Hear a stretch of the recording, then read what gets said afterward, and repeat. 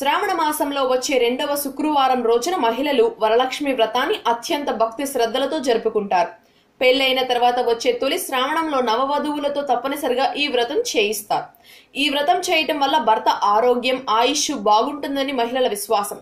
వ్రతం చేసిన ముత్తైదువులు తోటి ముత్తైదువులకు పూర్ణాలు, గారెలతో వాయినాలిచ్చి ఆశీస్సులు తీసుకుంటారు. మహాలక్ష్మి విగ్రహాన్ని అందంగా అలంకరణ చేసి పేరంటాలను పిలిచి తాంబూలం, శనగలు ఇస్తారు. ప్రతి ముత్తైదువును మహాలక్ష్మి రూపంగానే భావించి గౌరవిస్తారు.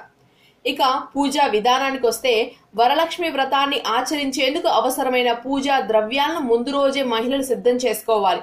శ్రావణ మాసంలో రెండో శుక్రవారం రోజున వేకువజామునే నిద్రలేచి కాలకృత్యాలను ముగించుకొని అభ్యంగన స్నానం ఆచరించి వరలక్ష్మి మాతను పూజించాలి.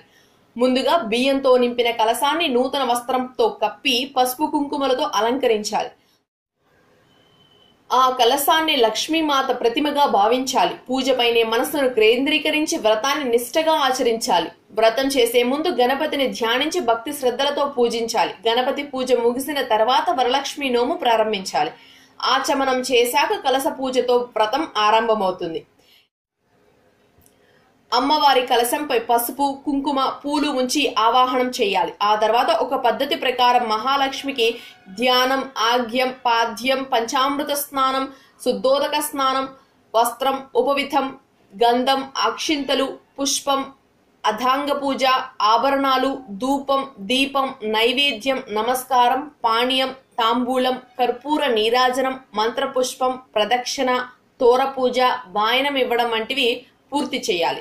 వరలక్ష్మి అష్టోత్తర శతనామాలు, సహస్రనామాలు జపిస్తే మరీ మంచిది. వాయనం ఇచ్చిన తర్వాత కథ చదివి అక్షింతలను శిరస్సుపై ఉంచుకోవాలి. వ్రతం సందర్భంగా చుట్టుపక్కల ముత్తైదువుల్ని పిలిచి వాయనాలు ఇవ్వాలి. ఈ సందర్భంగా ముత్తైదువులను ఇస్తినమ్మా వాయనం, పుచ్చుకుంటినమ్మా వాయనం అని పరస్పరం అనుకోవాలి.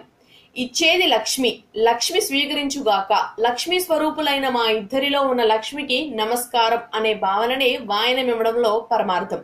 సామాజిక సంబంధాలు వృద్ధి చెందేందుకే ఇలా వాయనాలు ఇవ్వడం ఆనవాయితీగా మారింది.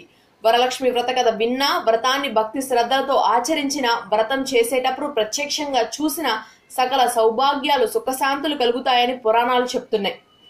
ఈ వీడియో కనుక మీకు నచ్చినట్టయితే లైక్ చేయండి, కామెంట్ చేయండి, షేర్ చేయండి. మరిన్ని ఇలాంటి వీడియోస్ కోసం కింద కనిపిస్తున్న రెడ్ కలర్ సబ్స్క్రైబ్ బటన్ ని క్లిక్ చేసుకోండి. Thanks for watching.